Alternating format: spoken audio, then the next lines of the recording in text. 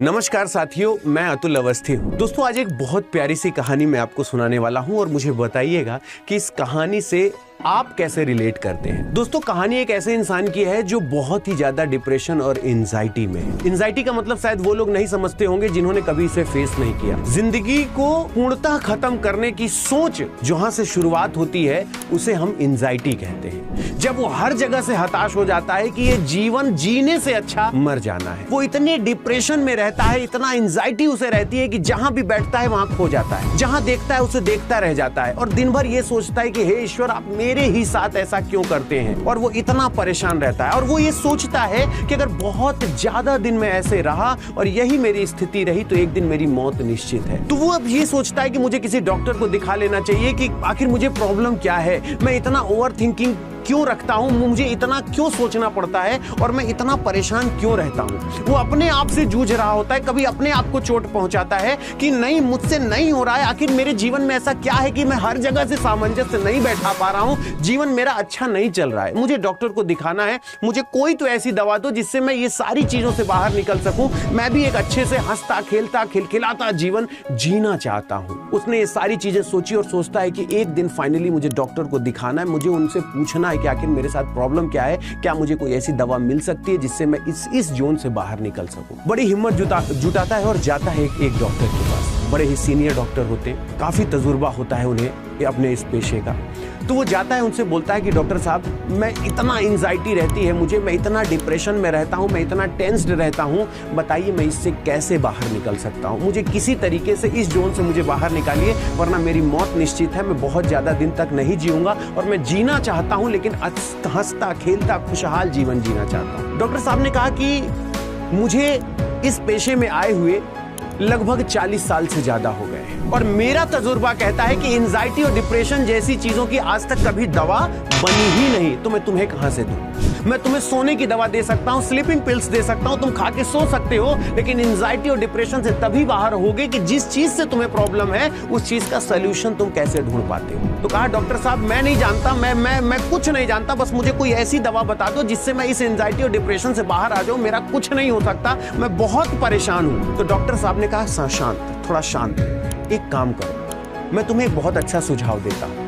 यहाँ पास ही में एक सर्कस चल रहा है और उस सर्कस में एक बहुत अच्छा सा जोकर है। वो जोकर लोगों को इतना हंसाता है कि लोगों का हंसते हंसते पेट फूल जाता है। और एक बार मैं तुमसे कहूंगा कि उस सर्कस में जाओ, उस जोकर को सुनो, मैं डेफिनेटली कह सकता हूं कि तुम पहले से बहुत बेहतर, बहुत शानदार, बहुत लाजवाब महसूस करोगे। और ये जो एंजाइटी डिप्रेशन है, इसको दूर करने के लिए यही छोटे छोटे रास्ते हैं जिससे तुम अपने आप को खुश रख सकते हो और इस स्थिति से बाहर निकल सकते हो। वो आदमी थोड़ी देर चुप रहता है। डॉक्टर साहब कहते हैं, क्या हुआ, ये आजमा के तो देखो। मैं मानता हूं तुम्हें एंजाइटी है, डिप्रेशन है, तुम बहुत परेशान हो, तुम्हें कुछ अच्छा नहीं लगता, लेकिन मेरा कहा मानो, उस जोकर से जाके मिलो तो। मैं पूरा का पूरा शहर उसके पीछे दीवाना है, वो बहुत हंसाता है, आपको लिटरली ऐसा लगेगा कि कोई आपको गुदगुदी कर रहा है, आपको इतना हंसाएगा। जो कभी जिंदगी में मुस्कुराना नहीं जानते थे उसने हंसाना सिखाया, हंसना सिखाया है, कैसे जिंदगी में हंसते, वो इतना अच्छा है। वो आदमी फिर भी कुछ नहीं बोला। तो डॉक्टर साहब ने कहा, कुछ तो बोलो, क्या ये सुझाव तुम्हें सही लगा, तुम जाओगे वहां, उस एक बार जोकर का शो देखो तो सही।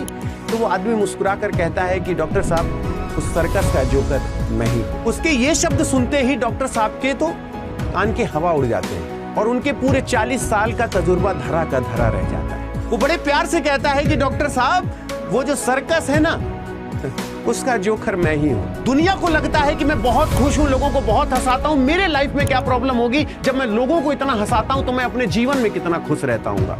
दोस्तों, यही लोगों की गलतफहमी है और यहीं पे लोग जजमेंटिव फैसला देने लगते हैं कि यार इसको क्या प्रॉब्लम है, दिन भर मोटिवेटेड रहता है, दिन भर मोटिवेशन करता है, लोगों को कहता है कि जीवन में आगे बढ़ो, पीछे पलट कर मत देखो, जीवन एक कोहरा है, जब आगे बढ़ोगे तो तुम्हें रास्ता साफ दिखाई देगा और आगे बढ़ोगे तो और रास्ता साफ दिखाई देगा, जिंदगी में आगे बढ़ो, तुम्हारे जीवन में क्या टेंशन है। ऐसा नहीं है। जो भी शरीर सांस ले रहा है, जिस भी शरीर में जीवन है, उस शरीर की एक अलग ही टेंशन है। लोग तुमसे एक्सपेक्टेशन रखते हैं कि तुम मुझे समझते क्यों नहीं हो, तुम मुझे क्यों नहीं समझते हो। ये मैं दुनिया को कैसे समझाऊं कि इस 3.5 हाथ के शरीर को मैं रहते रहते, मैं अपनी बात करूं तो मुझे इस शरीर में रहते रहते 33 साल हो गए। मैं 33 साल की मेरी उम्र है, लेकिन मैं आज तक इस शरीर को नहीं समझ पाया कि इस शरीर को क्या बुरा लग जाता है, इस शरीर को जुकाम कैसे हो जाता है, इस शरीर को बुखार कैसे हो जाता है, इस शरीर को बीमारी कैसे हो जाती है। तो मैं तुमको कैसे समझूंगा? ये आपको समझना पड़ेगा कि जिंदगी में जो अपने काम में लगा हुआ है, जो किसी से मतलब नहीं रखता, जब भी हंस खेल का माहौल होता है वो हंसता खेलता है, तो ये मत समझो उसको किसी तरीके की टेंशन नहीं है। यहाँ हर आदमी अपना किसी न किसी टेंशन से जूझ रहा है और तुमको ये समझना पड़ेगा।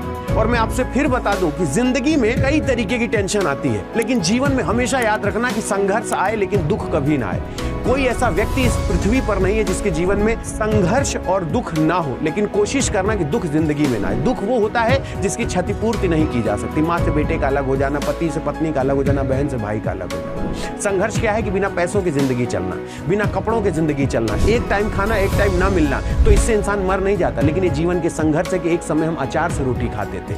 लेकिन संघर्ष से आप जी सकते हैं, लेकिन दुख के साथ जीना बहुत मुश्किल होता है। तो हमेशा कुछ भी फैसले लेने से पहले ये जरूर सोचिएगा कि आप जितने परेशान हैं उतना दुनिया में कई लोग परेशान हैं। लेकिन कहते हैं ना, मेरा गम कितना कम है, दुनिया का गम देखा तो अपना भूल गया।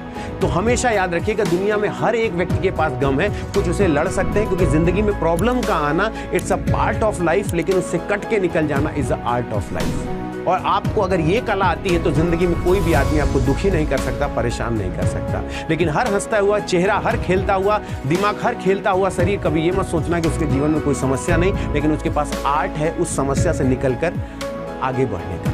तो आशा करता हूं कि आपको इस स्टोरी से जरूर कुछ सीखने को मिला होगा। और ऐसे ही मैं कोशिश करता हूं कि आपकी हर उस जगह को मैं कवर करूं, हर उस थॉट को मैं आपके सामने प्रस्तुत करूं कि आप लोग ये सोच सकें कि जीवन में मेरे जैसे भी बहुत से लोग हैं और वो अपनी ज़िंदगी को सर्वाइव कर रहे हैं। सो आशा यही करता हूं कि आप लोगों को काफ़ी इस कहानी से रिलेट करने का मौका मिला होगा और आप इससे बहुत कुछ सीखे होंगे। तो मुझे कमेंट बॉक्स में ज़रूर बताइएगा कि ये कहानी आपको कैसे लगी। और ज़िंदगी में हमेशा खुश रहिए, always be happy and enjoy every moment of your life. और खुश रहने के जितने अलग अलग रास्ते खोज सकते हैं खोजिए, लेकिन अगर ज़िंदगी में प्रॉब्लम्स आती हैं तो उनका सॉल्यूशन खोजिए, ना कि डिप्रेस्ड होकर कोई गलत फैसले लीजिए। क्योंकि जितना आपके पास गम है उससे कहीं ज़्यादा गम दुनिया लिए टहल रही है और उस गम के साथ सर्वाइव कर रही है। इसी का नाम जिंदगी है, क्योंकि प्रॉब्लम्स का आना is a part of life, बच के निकलना is a art of life. आशा करते हैं आप सहमत होंगे। तो ये स्टोरी कैसे लगी कमेंट बॉक्स में जरूर बताइएगा। Thanks a lot, thank you so much, always be happy. नमस्कार।